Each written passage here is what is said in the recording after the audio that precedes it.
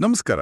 ನಾವು ಸಾಮಾನ್ಯವಾಗಿ ಹಣ ಸಂಪಾದಿಸೋದು ಹೇಗೆ, ಉಳಿಸೋದು ಹೇಗೆ, ಎಲ್ಲಿ ಇನ್ವೆಸ್ಟ್ ಮಾಡಬೇಕು, ಇದರ ಬಗ್ಗೆನೇ ಸಾಕಷ್ಟು ಮಾತಾಡ್ತೀವಿ. ಹೌದು, ಅದಕ್ಕೆ ಸಾವಿರಾರು ಪುಸ್ತಕಗಳಿದೆ, ಎಕ್ಸ್ಪರ್ಟ್ಸ್ ಇದ್ದಾರೆ. ಆದ್ರೆ ಇಷ್ಟೆಲ್ಲ ಕಷ್ಟಪಟ್ಟು ಗಳಿಸಿದ ಹಣವನ್ನ ನಮ್ಮ ಜೀವನವನ್ನ ನಿಜವಾಗ್ಲೂ ಚೆನ್ನಾಗಿ ಮಾಡ್ಕೊಳ್ಳೋಕೆ, ಅಂದ್ರೆ ನಮ್ಮ ಸಂತೋಷವನ್ನ ಹೆಚ್ಚಿಸ್ಕೊಳ್ಳೋಕೆ ಸರಿಯಾಗಿ ಖರ್ಚು ಮಾಡೋದು ಹೇಗೆ? ಈ ವಿಷಯದ ಬಗ್ಗೆ ಹೆಚ್ಚು ಯಾರೂ ಮಾತಾಡೋದೇ ಇಲ್ಲ. ಅದೊಂದು ವಿಚಿತ್ರವಾದ ಸೈಲೆನ್ಸ್ ಅಲ್ವಾ? ನಾವು ಖರ್ಚು ಅಂತ ತಕ್ಷಣ ಅದನ್ನ ಒಂದು ಶತ್ರು ಥರ ನೋಡ್ತೀವಿ. ಅದನ್ನ ಕಂಟ್ರೋಲ್ ಮಾಡಬೇಕು, ಕಡಿಮೆ ಮಾಡಬೇಕು ಅಂತಾನೆ ಯೋಚಿಸ್ತೀವಿ. ನಿಜ. ಅದೇ ಖರ್ಚು ಮಾಡೋದು ಕೂಡ ಒಂದು ಕಲೆ, ಒಂದು ಸ್ಕಿಲ್ ಅಂತ ನಾವು ಅರ್ಥ ಮಾಡ್ಕೋಬೇಕು. ಖಂಡಿತ. ಅದಕ್ಕಾಗಿಯೇ ಇವತ್ತು ನಾವು ಪ್ರಸಿದ್ಧ ಲೇಖಕ ಮಾರ್ಗನ್ ಹೌಸೆಲ್ ಅವರ ದಿ ಆರ್ಟ್ ಆಫ್ ಸ್ಪೆಂಡಿಂಗ್ ಮನಿ ಅನ್ನೋ ಒಂದು ಅದ್ಭುತ ಲೇಖನದ ಬಗ್ಗೆ ಸ್ವಲ್ಪ ಆಳವಾಗಿ ಚರ್ಚೆ ಮಾಡೋಣ. ಇದು ಕೇವಲ ಬಜೆಟ್, ಅಂಕಿಅಂಶಗಳ ಬಗ್ಗೆ ಅಲ್ಲ. ಇದು ನಮ್ಮ ಮನಸ್ಸು, ನಮ್ಮ ಆಸೆಗಳು ಹಾಗೂ ನಮ್ಮ ಸಂತೋಷದ ಹುಡುಕಾಟದ ಬಗ್ಗೆ. ಸರಿಯಾಗಿ ಹೇಳಿದ್ರಿ. ಹಣ ಖರ್ಚು ಮಾಡೋದು ಅಂದ್ರೆ ಅದು ಕೇವಲ ಒಂದು ಫಿನಾನ್ಷಿಯಲ್ ನಿರ್ಧಾರ ಅಲ್ಲ. ಅದು ನಮ್ಮ ಸೈಕಾಲಜಿ, ನಮ್ಮಲ್ಲಿರೋ ಅಸೂಯೆ, ನಮ್ಮ ಸೋಷಿಯಲ್ ಸ್ಟೇಟಸ್ ಆಸೆಗಳು ಅಷ್ಟೇ ಅಲ್ಲ, ನಮ್ಮ ಇನ್ಸೆಕ್ಯೂರಿಟಿಗಳನ್ನ ಕನ್ನಡಿ ಹಿಡಿದ ಹಾಗೆ ತೋರಿಸುತ್ತೆ. ಹಾಗಾದ್ರೆ ಈ ಹಣ ಮತ್ತು ಸಂತೋಷದ ನಡುವೆ ಇರೋ ಈ ಕಾಂಪ್ಲಿಕೇಟೆಡ್ ಸಂಬಂಧವನ್ನ ಸ್ವಲ್ಪ ಬಿಡಿಸಿ ನೋಡೋಣ. ಖಂಡಿತ. ಒಂದು ಇಂಟ್ರೆಸ್ಟಿಂಗ್ ಕಥೆಯಿಂದ ಶುರು ಮಾಡೋಣ. ಮಾರ್ಗನ್ ಹೌಸೆಲ್ ಅವರೇ ಹೇಳೋ ಕಥೆ ಇದು. ಒಬ್ಬ ಮಹಿಳೆ ತನ್ನ ಕಣ್ಣಕ ತೆಗೆಸೋಕೆ ಲೇಸರ್ ಸರ್ಜರಿ ಮಾಡಿಸ್ಕೊಳ್ತಾಳೆ. ಓಕೆ. ಅವಳ ದೃಷ್ಟಿ ಸಂಪೂರ್ಣವಾಗಿ ಕ್ಲಿಯರ್ ಆಗುತ್ತೆ. ಆದರೆ ಕೆಲವು ವಾರಗಳ ನಂತರ ಅವಳು ತುಂಬಾ ಬೇಜಾರಿಂದ ಡಾಕ್ಟರ್ ಹತ್ರ ವಾಪಸ್ ಬಂದು, ಈ ಸರ್ಜರಿ ನನ್ನ ಜೀವನವನ್ನೇ ಹಾಳು ಮಾಡ್ತು ಅಂತ ಹೇಳ್ತಾಳೆ. ಇದೇನಿದು ಆಶ್ಚರ್ಯ! ದೃಷ್ಟಿ ಚೆನ್ನಾಗಿ ಬಂದ್ರೂ ಯಾಕೆ ಹಾಗೆ ಹೇಳಿದ್ರು? ಅದಕ್ಕೆ ಕಾರಣನೇ ಬೇರೆ ಇತ್ತು. ಅವಳ ಸಮಸ್ಯೆ ಏನಾಗಿತ್ತು ಅಂದ್ರೆ, ಕಣ್ಣು ತೆಗೆದ್ರೆ ತನ್ನ ಗಂಡ ತನ್ನನ್ನ ಇನ್ನೂ ಜಾಸ್ತಿ ಪ್ರೀತಿಸ್ತಾನೆ, ಆಫೀಸ್ನಲ್ಲಿ ಎಲ್ಲರೂ ಹೆಚ್ಚು ಗೌರವ ಕೊಡ್ತಾರೆ, ಒಟ್ಟಾರೆ ತನ್ನ ಜೀವನವೇ ಬದಲಾಗುತ್ತೆ ಅಂತ ಅಂದ್ಕೊಂಡಿದ್ಲು. ಓ, ಅವರ ನಿರೀಕ್ಷೆ ಬೇರೆ ಇತ್ತು. ಆದ್ರೆ ವಾಸ್ತವದಲ್ಲಿ ಹಾಗೇನೂ ಆಗ್ಲಿಲ್ಲ. ಅವಳಿಗೆ ಬೇಕಾಗಿದ್ದು ಸಿಕ್ತು, ಅಂದ್ರೆ ಸ್ಪಷ್ಟ ದೃಷ್ಟಿ. ಆದ್ರೆ ಅವಳಿಗೆ ನಿಜವಾಗ್ಲೂ ಅಗತ್ಯವಿದ್ದದ್ದು ಸಿಗ್ಲಿಲ್ಲ. ಪ್ರೀತಿ ಆರು ಗೌರವ. ಎಕ್ಸಾಕ್ಟ್ಲಿ. ಇದು ಹಣದ ವಿಷಯದಲ್ಲಿ 100ಕ್ಕೆ 100ರಷ್ಟು ಸತ್ಯ ಅಲ್ವಾ?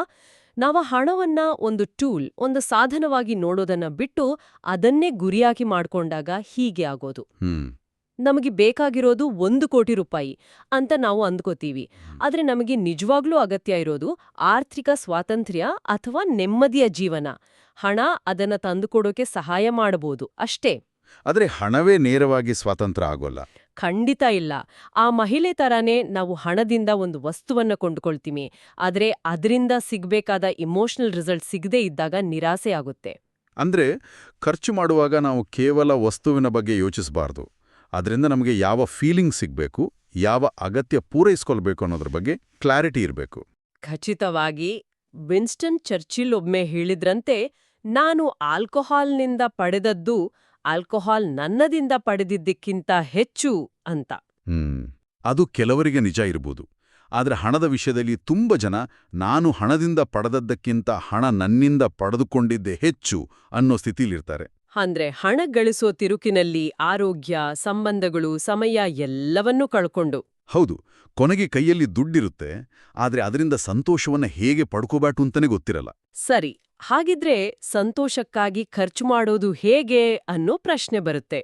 ಸಾಮಾನ್ಯವಾಗಿ ಎಲ್ರೂ ಹೇಳೋದು ಅನುಭವಗಳ ಮೇಲೆ ಖರ್ಚು ಮಾಡಿ, ವಸ್ತುಗಳ ಮೇಲಲ್ಲ ಅಂತ. ಇದು ಕೇಳೋಕೆ ಚೆನ್ನಾಗಿದೆ, ಆದ್ರೆ ಇದು ಯಾವಾಗ್ಲೂ ನಿಜಾನಾ? ಅದು ಒಳ್ಳೆ ಪ್ರಶ್ನೆ. ಸಾಮಾನ್ಯವಾಗಿ ಇದು ನಿಜ. ಇದ್ರ ಹಿಂದೆ ಹೆಡೋನಿಕ್ ಅಡ್ಯಾಪ್ಟೇಷನ್ ಅನ್ನೋ ಒಂದು ಸೈಕಲಾಜಿಕಲ್ ಕಾನ್ಸೆಪ್ಟ್ ಕೆಲಸ ಮಾಡುತ್ತೆ. ಹೆಡೋನಿಕ್ ಅಡ್ಯಾಪ್ಟೇಷನ್? ಹೌದು. ಅಂದ್ರೆ ನಾವು ಯಾವುದೇ ಹೊಸ ವಸ್ತು, ಒಂದು ದುಬಾರಿ ಫೋನ್ ಅಥವಾ ಕಾರ್ ತಗೊಂಡಾಗ ಸಿಗೋ ಖುಷಿ ಇದೆಯಲ್ಲ, ಅದಕ್ಕೆ ನಮ್ಮ ಮನಸ್ಸು ಬಹಳ ಬೇಗ ಹೊಂದಿಕೊಂಡು ಬಿಡುತ್ತೆ. 6 ತಿಂಗಳ ಹಿಂದೆ ತಗೊಂಡ ಹೊಸ ಫೋನು ಇವತ್ತು ನಮಗೆ ಅಷ್ಟೇನು ಸ್ಪೆಷಲ್ ಅನ್ಸಲ್ಲ. ಅದರ ಖುಷಿ ಮಾಯವಾಗಿರುತ್ತೆ. ಹೌದು, ಅದು ನಮ್ಮ ದೈನಂದಿನ ಬದುಕಿನ ಒಂದು ಭಾಗ ಆಗಿಬಿಟ್ಟಿರುತ್ತೆ. ಆದ್ರೆ ಅನುಭವಗಳು ಹಾಗಲ್ಲ.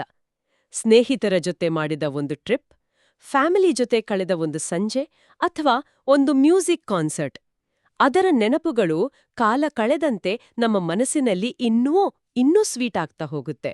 ಅವು ನಮ್ಮ ಕಥೆಯ ಭಾಗವಾಗುತ್ತೆ. ಎಕ್ಸಾಕ್ಟ್ಲಿ. ಅವು ನಮ್ಮ ಐಡೆಂಟಿಟಿಯ ಭಾಗವಾಗುತ್ತೆ. ನಾನು ಹೊಂದಿರುವ ವಸ್ತು ನಾನಲ್ಲ, ನಾನು ಮಾಡಿದ ಕೆಲಸವೇ ನಾನು ಅನ್ನೋ ಒಂದು ಭಾವನೆ ಬರುತ್ತೆ. ಆದ್ರೆ ಇಲ್ಲೊಂದು ಕನ್ಫ್ಯೂಷನ್ ಇದೆ. ಕೆಲವೊಮ್ಮೆ ಒಂದು ವಸ್ತು ನೂರಾರು ಅನುಭವಗಳಿಗೆ ದಾರಿ ಮಾಡಿಕೊಡ್ಬೋದಲ್ಲ? Brilliant point. ಇದುವೇ ಆ ಮಾತಿನಿರೋ ಸೂಕ್ಷ್ಮತೆ. ಉದಾಹರಣೆಗೆ, ನೀವೊಂದು ಒಳ್ಳೆ ಕ್ಯಾಮ್ರಾ ಕೊಳ್ತೀರಿ. ಓಕೆ. ಆ ಕ್ಯಾಮೆರಾ ಒಂದು ವಸ್ತು ಹೌದು, ಆದ್ರೆ ಅದು ನಿಮಗೆ ಫೋಟೋಗ್ರಫಿ ಅನ್ನೋ ಅದ್ಭುತ ಅನುಭವಕ್ಕೆ ದಾರಿ ಮಾಡ್ಕೊಡ್ಬಹುದು. ಪ್ರಕೃತಿಯನ್ನ ಹೊಸ ದೃಷ್ಟಿಯಿಂದ ನೋಡೋಕ್ಕೆ, ಜಗತ್ತನ್ನ ಸುತ್ತೋಕ್ಕೆ ಮೋಟಿವೇಶನ್ ಕೊಡಬಹುದು. ನಿಜ. ಒಬ್ಬ ಸಂಗೀತಕಾರನಿಗೆ ಒಂದು ಗಿಟಾರ್ ಕೇವಲ ವಸ್ತುವಲ್ಲ. ಅಲ್ಲವೇ ಅಲ್ಲ, ಅದು ಸಂಗೀತ ಸೃಷ್ಟಿಸೋ ಅನುಭವದ ಹೆಬ್ಬಾಗಿಲು. ಸೊ ನಾವು ಖರೀದಿಸೋ ವಸ್ತು ಕೇವಲ ನಮ್ಮ ಹತ್ರ ಇಟ್ಕೊಳ್ಳೋಕೆ ಅಥವಾ ಬೇರೆಯವರಿಗೆ ತೋರ್ಸೋಕೆ ಆಗಿರಬಾರ್ದು. ಅದು ನಮಗೆ ಹೊಸ ಅನುಭವಗಳನ್ನ ನೀಡೋ ಒಂದು ಟೂಲ್ ಆಗಿದ್ರೆ ಆ ಖರ್ಚು ಕೂಡ ಸಂತೋಷವನ್ನ ಹೆಚ್ಚಿಸುತ್ತೆ. ಆಹಾ, ಇದು ಬಹಳ ಮುಖ್ಯವಾದ ವ್ಯತ್ಯಾಸ. ಹಾಗಾದ್ರೆ ಖರ್ಚು ಮಾಡುವಾಗ ನಾವು ಕೇಳ್ಕೋಬೇಕಾದ ಪ್ರಶ್ನೆ, ಇದು ನನ್ನ ಜೀವನಕ್ಕೆ ಯಾವ ಅನುಭವವನ್ನ ಸೇರಿಸುತ್ತೆ ಅಂತ. ಹೌದು.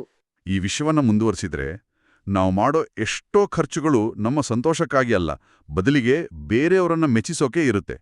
ಈ ಹೋಲಿಕೆಯ ಬಲೆಯಿಂದ ಹೊರಗೆ ಬರೋದು ಹೇಗೆ? ಇದು ಇವತ್ತಿನ ಕಾಲದ ಬಹುದೊಡ್ಡ ಚಾಲೆಂಜ್. ಅರ್ಥಶಾಸ್ತ್ರದಲ್ಲಿ ಇದನ್ನ ಸೋಷಿಯಲ್ ಕಂಪ್ಯಾರಿಸನ್ ಥಿಯರಿ ಅಂತ ಕರೀತಾರೆ. ಸಾಮಾಜಿಕ ಹೋಲಿಕೆ. ಹೌದು. ಮೊದಲೆಲ್ಲ ನಮ್ಮ ಹೋಲಿಕೆ ನಮ್ಮ ಅಕ್ಕಪಕ್ಕದವರ, ಸಂಬಂಧಿಕರ, ಫ್ರೆಂಡ್ಸ್ ಜೊತೆಗಿತ್ತು. ಆದ್ರೆ ಇನ್ಸ್ಟಾಗ್ರಾಮ್, ಫೇಸ್ಬುಕ್ ಬಂದ್ಮೇಲೆ ನಾವು ನಮ್ಮನ್ನ ಜಗತ್ತಿನ ಟಾಪ್ 0.1% ಜನರ ಲಕ್ಸರಿ ಲೈಫ್ ಜೊತೆ ಹೋಲಿಸ್ಕೊಳ್ತಿದ್ದೀವಿ. ಹೌದಲ್ಲ, ಅವರ ವೆಕೇಷನ್, ಅವರ ಕಾರುಗಳು, ಅವರ ಮನೆಗಳು. ಇದು ಯಾವತ್ತೂ ಮುಗಿಯದ, ಯಾರೂ ಗೆಲ್ಲಕ್ಕಾಗದ ಒಂದು ರೇಸ್. ನಮ್ಮ ನೆರೆಮನೆಯವರು ಒಂದು ಕಾರ್ ತಕೊಂಡ್ರೆ ನಮ್ಗೊಂದು ರೀತಿ ಪ್ರೆಷರ್ ಶುರುವಾಗತ್ತೆ. ಇದು ನಮ್ಮ ಈಗೋ ಸ್ಯಾಟಿಸ್ಫೈ ಮಾಡಕ್ಕೆ ಮಾಡೋ ಖರ್ಚು. ಇದರಿಂದ ನಿಜವಾದ ಸಂತೋಷ ಸಿಗೋದೇ ಇಲ್ಲ. ಅದನ್ನೇ ಮಾರ್ಗನ್ ಹೌಸಲ್ ತುಂಬಾ ಚೆನ್ನಾಗಿ ಹೇಳೋದು. ನಿಮ್ಮ ಬಳಿ ಎಷ್ಟು ಹಣ ಇದೆ ಎಂದು ಜನರಿಗೆ ತೋರಿಸಲು ಹಣ ಖರ್ಚು ಮಾಡುವುದು ಬೇಗ ಬಡವರಾಗಲಿರುವ ಅತ್ಯಂತ ಸುಲಭ ದಾರಿ. ವಾಹ್!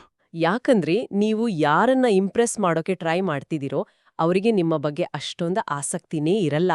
ಅವರು ನಿಮ್ಮ ಹೊಸ ಕಾರನ್ನ ನೋಡಿ ಖುಷಿ ಪಡೋದಕ್ಕಿಂತ ಹೆಚ್ಚಾಗಿ ಅದನ್ನ ತಮ್ಮ ಕಾರಿಗೆ ಹೋಲಿಸ್ಕೊಂಡು ತಮಗಿರೋ ಅಸೂಯೆ ಬಗ್ಗೆನೇ ಹೆಚ್ಚು ಯೋಚಿಸ್ತಾರೆ. ಅಂದ್ರೆ ಈ ಸ್ಟೇಟಸ್ ಆಟದಲ್ಲಿ ನಿಜವಾದ ಶ್ರೀಮಂತಿಕೆ ಅರ್ಥವೇ ಕಳೆದೋಗುತ್ತೆ. ಖಂಡಿತ. ನಿಜವಾದ ಶ್ರೀಮಂತಿಕೆ ಅಂದ್ರೆ ನೀವು ತೋರಿಸ್ಕೊಳ್ಳೋ ವಸ್ತುಗಳಲ್ಲ, ಅದು ಬೇರೆಯವರ ಕಣ್ಣಿಗೆ ಕಾಣಿಸೋದೇ ಇಲ್ಲ. ಹಾಗಂದ್ರೆ ನಿಜವಾದ ಶ್ರೀಮಂತಿಕೆ ಅಂದ್ರೆ ನಿಮ್ಮತ್ರ ಇರೋ ಸಮಯ, ಆಯ್ಕೆ ಮಾಡೋ ಸ್ವಾತಂತ್ರ್ಯ, ಒತ್ತಡ ಇಲ್ಲದ ಜೀವನ. ಬೆಳಗ್ಗೆ ಎದ್ದಾಗ ಇವತ್ತು ನನಗೆ ಇಷ್ಟ ಬಂದ ಕೆಲಸ ಮಾಡ್ಬೋದು, ಯಾರ ಪರ್ಮಿಷನ್ಗೂ ಕಾಯ್ಬೇಕಾಗಿಲ್ಲ ಅನ್ನೋ ಭಾವನೆ ಇದೆಯಲ್ಲ, ಅದಕ್ಕಿಂತ ದೊಡ್ಡ ಶ್ರೀಮಂತಿಕೆ ಬೇರೆ ಇಲ್ಲ.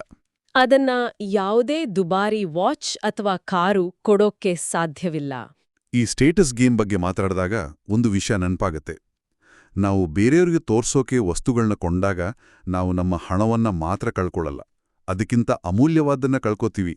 ಅದೇ ಸಮಯ. ಹೌದು. ಬಹುಶಃ ಅದೇ ನಮ್ಮ ಚರ್ಚೆಯ ಮುಂದಿನ ಮುಖ್ಯವಾದ ಅಂಶ ಅಲ್ವಾ? ಸಮಯವನ್ನು ಖರೀದಿಸುವುದು ಅನ್ನೋ ಕಾನ್ಸೆಪ್ಟ್. ಹೌದು. By time, not stuff. ಇದೊಂದು ಬಹಳ ಪವರ್ಫುಲ್ ಐಡಿಯಾ. ನಮ್ಮ ಡೈಲಿ ಲೈಫ್ನಲ್ಲಿ ನಾವು ಟೈಮ್ ಹಾಗೂ ಹಣದ ನಡುವೆ ಒಂದಲ್ಲ ಒಂದು ಆಯ್ಕೆ ಮಾಡ್ತಾನೇ ಇರ್ತೀವಿ. ಹೇಗೆ? ಉದಾಹರಣೆಗೆ, 1 ಗಂಟೆ ಹೆಚ್ಚು ಟ್ರಾವೆಲ್ ಮಾಡಿ ಕಡಿಮೆ ಬಾಡಿಗೆ ಇರೋ ಮನೆಯಲ್ಲಿ ಇರೋದು, ಅಥವಾ ಆಫೀಸ್ಗೆ ಹತ್ರ ಇರೋ ಮನೆಗೆ ಸ್ವಲ್ಪ ಹೆಚ್ಚು ಬಾಡಿಗೆ ಕೊಡೋದು. ಸಾಮಾನ್ಯವಾಗಿ ನಾವು ಹಣ ಉಳಿಸೋಕೆ ಮೊದಲನೇ ಆಪ್ಷನ್ನೇ ಚೂಸ್ ಮಾಡ್ತೀವಿ. ನಿಜ. ಆದ್ರೆ ಎರಡನೇ ಆಯ್ಕೆಯಿಂದ ದಿನಕ್ಕೆ 2 ಗಂಟೆ ಟೈಮ್ ಸೇವ್ ಆಗತ್ತೆ ಅಂದ್ಕೊಳ್ಳಿ. ಆ ಟೈಮಲ್ಲಿ ನೀವು ನಿಮ್ಮ ಮಕ್ಕಳ ಜೊತೆ ಆಟ ಆಡ್ಬೋದು, ಹೊಸ ಸ್ಕಿಲ್ ಕಲಿಬೋದು, ಎಕ್ಸಸೈಸ್ ಮಾಡ್ಬೋದು. ಅಥವಾ ಸುಮ್ನೆ ನೆಮ್ಮದಿಯಾಗಿ 1 ಕಪ್ ಕಾಫಿ ಕುಡಿಬೋದು. ಖಂಡಿತ. ರಿಸರ್ಚ್ ಪ್ರಕಾರ ಪ್ರಯಾಣದ ಸಮಯವನ್ನ ಕಡಿಮೆ ಮಾಡ್ಕೊಳ್ಳೋದು ಸಂತೋಷವನ್ನ ಹೆಚ್ಚಿಸೋ ಪ್ರಮುಖ ಕಾರಣಗಳಲ್ಲಿ ಒಂದಂತೆ. ಹಾಗೇನೆ ಮನೆ ಕೆಲ್ಸಕ್ಕೆ ಹೆಲ್ಪ್ ತಗೊಳ್ಳೋದು, ದಿನಸಿ ತರೋಕೆ ಆನ್ಲೈನ್ ಆಪ್ ಬಳಸೋದು, ಇವೆಲ್ಲವೂ ಹಣವನ್ನ ಬಳಸಿ ಸಮಯವನ್ನ ಖರೀದಿಸೋ ದಾರಿಗಳು. ಅದೇ ಕೆಲವರಿಗೆ ಹೀಗೆ ಹಣ ಕೊಟ್ಟು ಕೆಲಸ ಮಾಡಿಸ್ಕೊಡೋಕೆ ಮನಸ್ಸು ಬರಲ್ಲ. ಅದನ್ನ ಸೋಮಾನಿತನ ಅಥವಾ ವೇಸ್ಟ್ ಖರ್ಚು ಅಂತ ಅನ್ಕೋತಾರೆ. ಆ ಮನಸ್ಥಿತಿಯನ್ನ ಬದಲಾಯಿಸ್ಕೋಬೇಕು. ಇದನ್ನ ಖರ್ಚು ಅಂತ ನೋಡೋ ಬದಲು ನಮ್ಮ ಮೆಂಟಲ್ ಹೆಲ್ತ್ ಹಾಗೂ ಫ್ರೀಡಮ್ ಮೇಲೆ ಮಾಡೋ ಇನ್ವೆಸ್ಟ್ಮೆಂಟ್ ಅಂತ ನೋಡ್ಬೇಕು. ಇನ್ವೆಸ್ಟ್ಮೆಂಟ್. ಯೋಚನೆ ಮಾಡಿ, ನಿಮ್ಮ ಸಮಯದ ಬೆಲೆ ಎಷ್ಟು?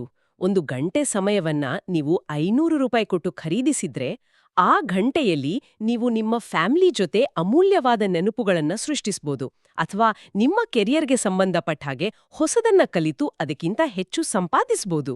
ಇದು ನಿಜಕ್ಕೂ ನಮ್ಮ ಯೋಚನಾ ಕ್ರಮವನ್ನೇ ಬದಲಾಯಿಸೋ ಹಾಗೆ ಇದೆ. ಹೌದು. ಪ್ರತಿಯೊಂದು ಉಳಿತಾಯದ ರೂಪಾಯಿ ಫ್ಯೂಚರಲ್ಲಿ ನಮ್ಮ ಕಂಟ್ರೋಲ್ನಲ್ಲಿರೋ ಒಂದು ಭಾಗದ ಹಾಗೆ.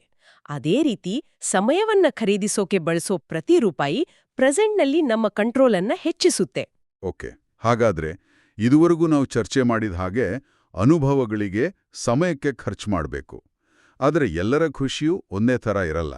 ಒಬ್ರಿಗೆ ಪುಸ್ತಕ ಓದೋದು ಖುಷಿ ಕೊಟ್ರೆ ಇನ್ನೊಬ್ರಿಗೆ ಬೆಟ್ಟ ಹತ್ತೋಳು ಖುಷಿ ಕೊಡಬಹುದು. ಹಾಗಾಗಿ ನಮ್ಮ ಖರ್ಚುಗಳು ನಮ್ಮ ಪರ್ಸನಾಲಿಟಿಗೆ ಮ್ಯಾಚ್ ಆಗಬೇಕು ಅಲ್ಲ? ಖಚಿತವಾಗಿ. ಲೇಖಕ ರಾಮಿತ್ ಸೇಥಿ ಇದನ್ನ ಕಾನ್ಷಿಯಸ್ ಸ್ಪೆಂಡಿಂಗ್ ಅಂತ ಕರೀತಾರೆ. ಅಂದ್ರೆ ಅವ್ರು ಹೇಳ್ತಾರೆ, ಮಿತವ್ಯಯ ಅಂದ್ರೆ ಫ್ರುಗ್ಯಾಲಿಟಿ ಅಂದ್ರೆ ನಿಮಗೆ ಅತ್ಯಂತ ಇಷ್ಟವಾದ ವಿಷಯಗಳ ಮೇಲೆ ಅದ್ದೂರಿಯಾಗಿ ಖರ್ಚು ಮಾಡೋದು. ಅವರು ನಿಮಗೆ ಸ್ವಲ್ಪನೂ ಇಷ್ಟ ಇಲ್ಲದ ವಿಷಯಗಳ ಮೇಲಿನ ಖರ್ಚನ್ನ ನಿರ್ದಯವಾಗಿ ಕಟ್ ಮಾಡೋದು. ಇಲ್ಲಿ ಒಂದು ಸೂಕ್ಷ್ಮ ವ್ಯತ್ಯಾಸ ಇದೆ. ಕೆಲವರು ಮಿತವ್ಯಯ ಅಂದ್ರೆ ಜಿಪುಣತನ ಅನ್ಕೋತಾರೆ. ಹೌದು, ಎರಡಕ್ಕೂ ಬಹಳ ವ್ಯತ್ಯಾಸ ಇದೆ. ಅದೇನು? ಜಿಪುಣತನ ಅಥವಾ ಚೀಪ್ ಆಗಿರೋದು ಅಂದ್ರೆ ಎಲ್ಲದ್ರಲ್ಲೂ ಬೆಲೆ ನೋಡ್ತಾ ಇರೋದು, ಕ್ವಾಲಿಟಿ ಅಲ್ಲ. ಕಡಿಮೆ ಬೆಲೆಗೆ ಸಿಗುತ್ತೆ ಅಂತ ಕಳಪೆ ವಸ್ತು ತಗೊಳ್ಳೋದು. ಅದು ಭಯದಿಂದ ಹುಟ್ಟೋ ಮನಸ್ಥಿತಿ. ಅದು ಖುಷಿಗಿಂತ ಹಣಕ್ಕೆ ಹೆಚ್ಚು ಬೆಲೆ ಕೊಡುತ್ತೆ. ಓಕೆ. ಆದ್ರೆ ಮಿತವ್ಯಯ ಅಥವಾ ಫ್ರೂಗಲ್ ಆಗಿರೋದು ವ್ಯಾಲ್ಯೂಗೆ ಪ್ರಾಮುಖ್ಯತೆ ಕೊಡುತ್ತೆ. ಉದಾಹರಣೆಗೆ, ಒಬ್ಬ ವ್ಯಕ್ತಿ ತಿಂಗಳಿಗೆ 10,000 ರೂಪಾಯಿ ಪುಸ್ತಕಗಳಿಗೆ ಖರ್ಚು ಮಾಡಬಹುದು. ಯಾಕಂದ್ರೆ ಜ್ಞಾನ ಅವರಿಗೆ ಅತ್ಯಮೂಲ್ಯ. ಆದ್ರೆ ಅದೇ ವ್ಯಕ್ತಿ ಕಾಫಿ ಶಾಪ್ನಲ್ಲಿ 200 ರೂಪಾಯಿ ಕೊಟ್ಟು ಕಾಫಿ ಕುಡಿಯೋದನ್ನ ನಿರಾಕರಿಸಬಹುದು. ಯಾಕಂದ್ರೆ ಅದು ಅವರಿಗೆ ಅಷ್ಟು ವ್ಯಾಲ್ಯೂಯಬಲ್ ಅನ್ಸಲ್ಲ. ಅಂದ್ರೆ ನಮ್ಮ ವ್ಯಾಲ್ಯೂಸ್ ಯಾವುದು ಅಂತ ಮೊದಲು ಗುರುತಿಸಿ ಅದಕ್ಕೆ ತಕ್ಕಂತೆ ನಮ್ಮ ಖರ್ಚಿನ ಪ್ರಯಾರಿಟಿಗಳನ್ನ ಸೆಟ್ ಮಾಡಬೇಕು. ನಿಖರವಾಗಿ. ನಿಮ್ಮ ಹಣದ ಖರ್ಚು ನಿಮ್ಮ ವ್ಯಕ್ತಿತ್ವದ ಒಂದು ವಿಸ್ತರಣೆ ಆಗಬೇಕು. ಸಮಾಜ ಏನ್ ಹೇಳುತ್ತೆ ಅನ್ನೋದಕ್ಕಿಂತ ನಿಮಗೆ ಯಾವುದು ಸಂತೋಷ ಕೊಡುತ್ತೋ ಅದರ ಮೇಲೆ ಖರ್ಚು ಮಾಡಬೇಕು. ಇದರಲ್ಲಿ ಇನ್ನೊಂದು ವಿಪರ್ಯಾಸ ಇದೆ. ಕೆಲವರು ಜೀವನಾಪೂರ್ತಿ ಶಿಸ್ತಿನಿಂದ ಉಳಿತಾಯ ಮಾಡಿ ಸಾಕಷ್ಟು ಸಂಪತ್ತು ಗಳಿಸಿರ್ತಾರೆ. ಆದರೆ ರಿಟೈರ್ ಆದ್ಮೇಲೂ ಖರ್ಚು ಮಾಡಕ್ಕೆ ಹಿಂಜರಿತಾರೆ. ಹೌದು. ಅವ್ರಿಗೆ ಆ ಹಣವನ್ನ ಖುಷಿಗಾಗಿ ಬಳಸೋಕೆ ಒಂದು ರೀತಿ ಗಿಲ್ಟ್ ಕಾಡುತ್ತೆ. ಯಾಕೀಗೆ? ಇದು ಬಹಳ ಆಳವಾದ ಸೈಕಲಾಜಿಕಲ್ ಸಮಸ್ಯೆ. ಇದನ್ನ ಸೇವಿಂಗ್ ಅಡಿಕ್ಷನ್ ಅಂತ ಕರಿಬೋದು. ಸುಮಾರು 30-40 ವರ್ಷಗಳ ಕಾಲ ಉಳಿತಾಯ ಮಾಡೋನು ಅನ್ನೋದೇ ಅವರ ಐಡೆಂಟಿಟಿ, ಅವರ ವ್ಯಕ್ತಿತ್ವದ ಮುಖ್ಯ ಭಾಗ ಆಗಿಬಿಟ್ಟಿರುತ್ತೆ. ಅಂದ್ರೆ ಆ ಉಳಿತಾಯದ ಹವ್ಯಾಸವೇ ಅವರ ಗುರುತವಾಗಿಬಿಡುತ್ತೆ. ಹೌದು. ಪ್ರತಿ ತಿಂಗಳು ಹಣ ಉಳಿಸೋದು, ಇನ್ವೆಸ್ಟ್ ಮಾಡೋದು ಅವರ ದಿನಚರಿಯಾಗಿರುತ್ತೆ. ಆಮೇಲೆ ಇದ್ದಕ್ಕಿದ್ದಂತೆ ರಿಟೈರ್ ಆದಾಗ ಆ ಹಣವನ್ನ ಖರ್ಚು ಮಾಡೋ ಸಮಯ ಬಂದಾಗ ಅವರಿಗೆ ಮನಸ್ಸೇ ಬರಲ್ಲ. ಏನೋ ತಪ್ಪು ಮಾಡ್ತಿದ್ದೀವಿ ಅಂತ ಅನ್ಸುತ್ತೆ. ಎಕ್ಸಾಕ್ಟ್ಲಿ. ಇಷ್ಟು ದಿನದ ಶ್ರಮವನ್ನ ಹಾಳು ಮಾಡ್ತಿದ್ದೀವಿ ಅನ್ನೋ ಭಾವನೆ ಕಾಡುತ್ತೆ. ಸೊ ಇಲ್ಲಿ ಕೂಡ ಹಣವೇ ಅವರನ್ನ ಕಂಟ್ರೋಲ್ ಮಾಡ್ತಾ ಇರುತ್ತೆ. ಗಳಿಸೋವಾಗ್ಲೂ ಹಣದ ಹಿಡಿತ, ಖರ್ಚು ಮಾಡೋವಾಗ್ಲೂ ಹಣದ ಹಿಡಿತ. ಹಾಗಾದ್ರೆ ಈ ಮನಸ್ಥಿತಿಯಿಂದ ಹೊರಗೆ ಬರೋದು ಹೇಗೆ? ಉಳಿತಾಯದ ಮುಖ್ಯ ಉದ್ದೇಶವೇ ಅದನ್ನ ಸರಿಯಾದ ಸಮಯದಲ್ಲಿ ಸರಿಯಾದ ರೀತಿಯಲ್ಲಿ ಖರ್ಚು ಮಾಡಿ ಲೈಫ್ ಚೆನ್ನಾಗಿ ಮಾಡ್ಕೊಡೋದಲ್ವಾ? ಖಂಡಿತ. ಹಣವನ್ನ ಕೂಡಿಟ್ಕೊಂಡು ಅದರಿಂದ ಸಿಗೋ ಸಣ್ಣಪುಟ್ಟ ಸಂತೋಷಗಳನ್ನು ಅನುಭವಿಸದಿದ್ರೆ ಆ ಉಳಿತಾಯಕ್ಕೆ ಅರ್ಥನೇ ಇರಲ್ಲ. ಇದಕ್ಕೆ ಪರಿಹಾರ ಅಂದ್ರೆ ನಿವೃತ್ತಿಗಿಂತ ಮುಂಚೆನೆ ನಿಧಾನವಾಗಿ ಖರ್ಚು ಮಾಡೋ ಅಭ್ಯಾಸವನ್ನ ಬೆಳೆಸ್ಕೊಳ್ಳೋದು. ಸಣ್ಣಪುಟ್ಟ ಟ್ರಿಪ್ ಹೋಗೋದು, ಇಷ್ಟವಾದ ವಸ್ತುಗಳನ್ನ ಕೊಳ್ಳೋದು, ದಾನ ಮಾಡೋದು, ಹೀಗೆ ಹಣವನ್ನ ಒಂದು ಉಪಯುಕ್ತ ಟೂಲ್ ಆಗಿ ನೋಡಕ್ಕೆ ಕಲಿಬೇಕು. ಉಳಿತಾಯದಷ್ಟೇ ಖರ್ಚು ಮಾಡೋದಕ್ಕೂ ಒಂದು ಪ್ಲಾನ್ ಇರಬೇಕು. ಇವತ್ತಿನ ಈ ಚರ್ಚೆ ನಿಜಕ್ಕೂ ಕಣ್ಣು ತೆರೆಸೋ ಹಾಗೆ ಇದೆ. ಹಾಗಾದ್ರೆ ಕೊನೆಯದಾಗಿ ಹೇಳೋದಾದ್ರೆ, ಹಣ ಸಂಪಾದಿಸೋದು ಒಂದು ಸ್ಕಿಲ್ ಆದ್ರೆ ಅದನ್ನ ನಮ್ಮ ಜೀವನವನ್ನ ಅರ್ಥಪೂರ್ಣವಾಗಿಸೋಕೆ ಸುಂದರವಾಗಿ ಖರ್ಚು ಮಾಡೋದು ಒಂದು ಸಂಸ್ಕಾರ, ಒಂದು ಕಲೆ. ಹೌದು.